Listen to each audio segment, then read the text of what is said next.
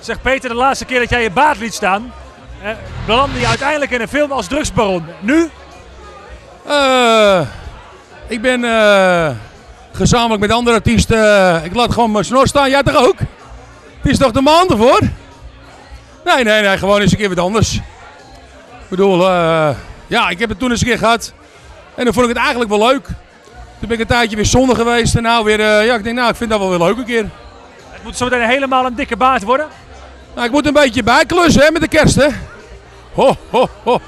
Dus het moet een beetje groeien nog. Nou, gewoon, ik laat hem nu even staan en vind ik het leuk eventjes. En misschien dat ik volgende week of die week erop wel weer zeg van, ik ga hem er weer af.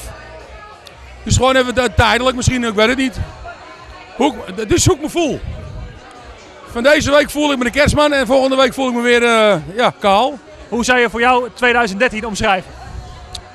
2013, ja, het is voor iedereen een beetje wat rustiger geweest, klaar. Er zijn maar weinig mensen die eigenlijk kunnen zeggen van nou het is hetzelfde gebleven.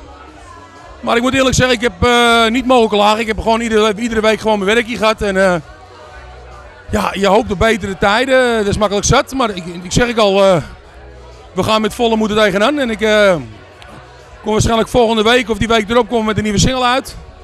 Een duet met mijn dochter. Ik heb natuurlijk 2 keer een duet gedaan. Dat was een vlot nummer, een beetje gezelligheid. En mijn vrouw zei altijd van Peter, ik zou het zo leuk vinden als jij eens een keer mooi duet ging zingen, maar dan een ballad of zo.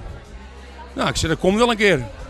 Eigenlijk zijn we nu een beetje gaan praten en een beetje gaan doen. En op een gegeven moment kwam er toch uit dat we dat toch wilden gaan proberen. En nou, is een ballad geschreven en dit hebben we nou opgenomen. En je zal het wel horen. Het is echt zo'n vader-dochter liedje, dus... het is echt heel mooi. Ze hebben, ja, het is niet dat mijn dochter is, maar mijn dochter heeft gewoon een hele mooie stem. En ze wil totaal niet zingen eigenlijk, want dat vindt ze helemaal niks. Dus ik ben al helemaal blij dat ze met de cd meegezongen heeft. Maar ja, je zal wel horen, ze heeft gewoon een prachtige stem en jammer genoeg doet ze er weinig mee.